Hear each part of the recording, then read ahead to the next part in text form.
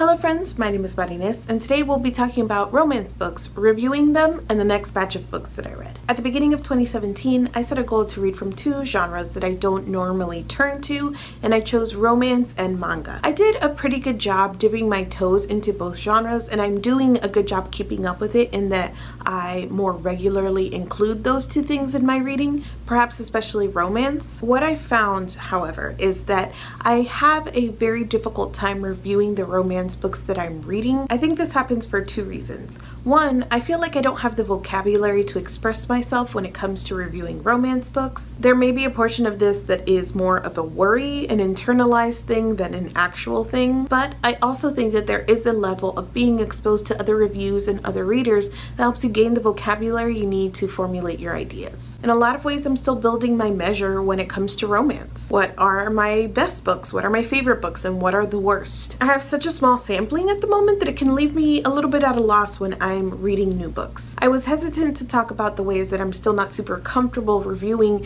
in this genre because I know that there is a tendency to look down on romance just because it is romance and probably because it is heavily consumed by women. I'm not here for the bashing of romance that comes from any kind of value judgments. I love books that are weighty, serious, complex, and that require a lot of attention, but one, those books aren't inherently better, and two, if those were all of the books that I consumed, I would be very burned out. So there's like three portions of it. One is that I'm new to reading and reviewing the genre, and it kind of leaves me at this loss of trying to decide where my own personal measures are. Two is that I don't want that to come across as if I'm bashing romance as a whole, because I'm not here for that. But the third portion of it is that I think a lot of times we take the idea of escapism to also mean that things can be bad, or that we can't be critical of our escapism. I recently had a conversation with my best friend as we're consuming things for the Snark Squad pod about this difference between things that are our favorite that we enjoy versus things that are good, and where the line can get fuzzy, because at the end of the day, both of those things are subjective. What I think is good and what I think is entertaining are still both personal opinions. For me personally, as a reviewer, I like to make that distinction because I like you guys to know what I encountered that I found fun personally, or where I find things that are value, good writing, good plots, good characters. Again, all based on my opinion, but still making that distinction. I'm trying to put all of these things together, my exploring of romance, looking at the way that people look down on it, but also being aware that you can be critical of your escapism,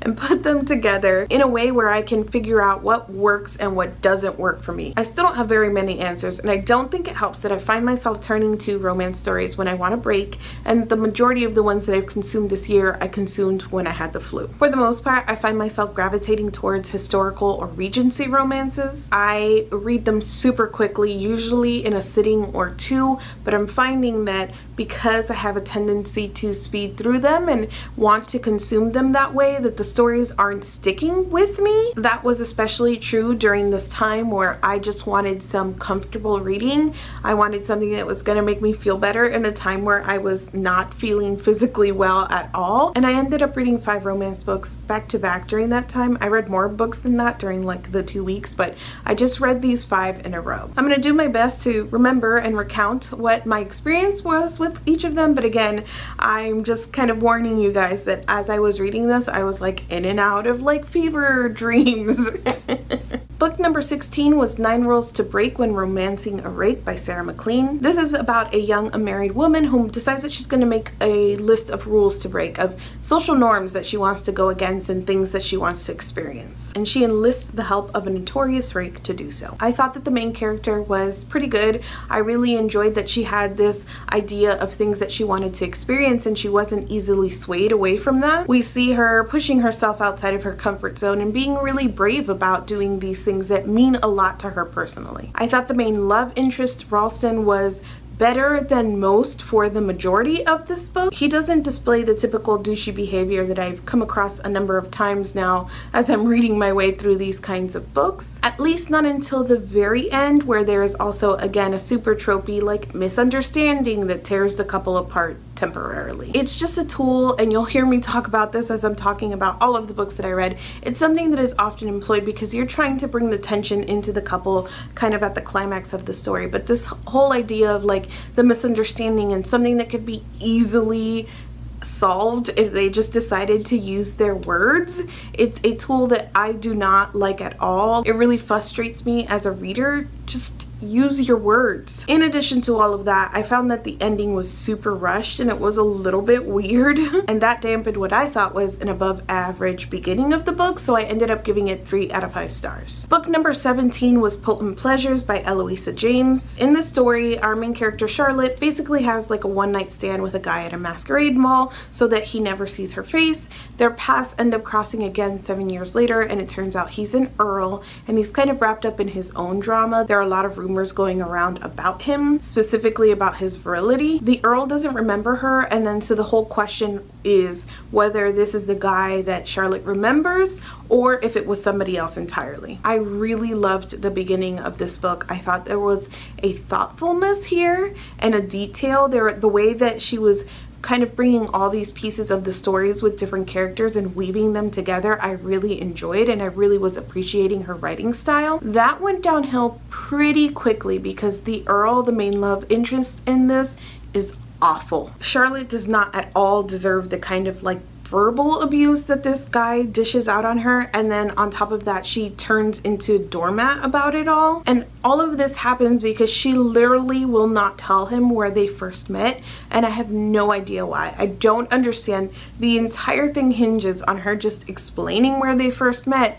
and she will not do that in so many words, and so there's this whole back and forth between them, and he's just being awful to her. I ended up being very, very angry and frustrated with the book because of the main love interest behavior. I did not find it at all charming. I didn't find like his redemption, like I didn't like, and by the end where everything magically gets settled because they finally use their words, I was still so angry that I didn't enjoy anything about this reading experience except for the very beginning. I gave this 1 out of 5 stars. Book number 18 was Accidentally Compromising the Duke by Stacey Reid. After Potent Pleasures, I went on Twitter and I asked for recommendations for Regency romances that weren't based on like a main love interest that was too traumatized to love, basically. Somebody suggested Stacey Reid as an author, and I picked up this book. I'm pretty sure it's just because it was what was available from the library. This is about a woman who doesn't want to marry the man she's been promised to, so she hatches up a plan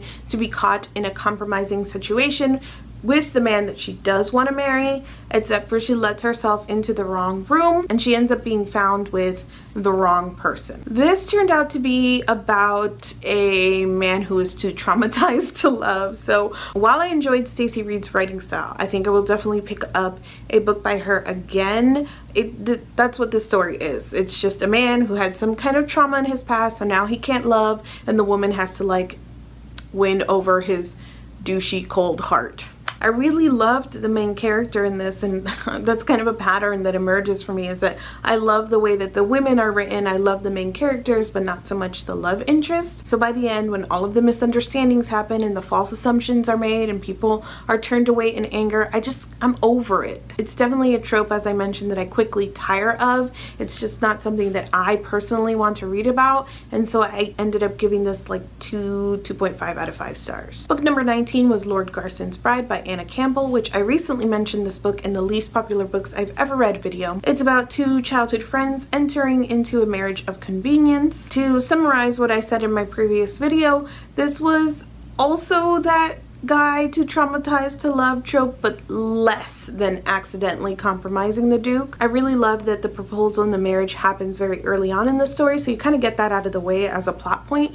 and you can just kind of let them slow burn and build in that relationship. The end is very reliant on the main male love interest not realizing his feelings and things of that nature, and so it was fine. It was not as annoying as it was in some of the other books that I read on this list, but you know, it was okay. I gave this one 3 out of 5 stars. And finally, book number 20 was Indiscrete by Bahlogh, and this one was my favorite of the 5 books that I read during this time. This is about a widow who's living quietly in the countryside when she meets a duke, and he wants her to become his mistress, and she is refusing to do so. The main male character in this story is kind of a jerk at the beginning of the story, but he recognizes his behavior and he course corrects, and that jerky behavior doesn't continue into their relationship, and he is pretty quickly able to recognize that he loves the main character. I loved Catherine Winters as a main character. I love how firm she was in her decisions, and I love that her thoughts and the position that she found herself in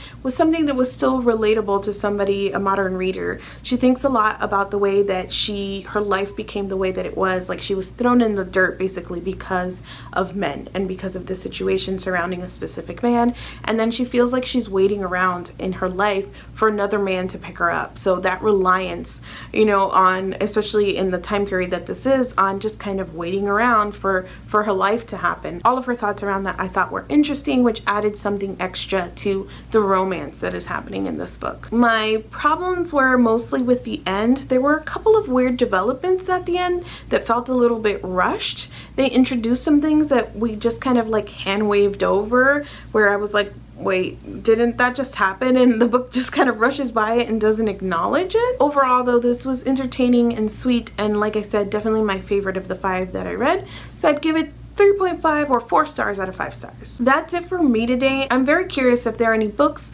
or kinds of books or genres that you find more difficult to review. Also, I will always take romance recommendations. They don't have to be Regency. I'll read contemporary as well, but you know. Thank you so much for watching this video, and I will see you guys soon. And then Charlotte has to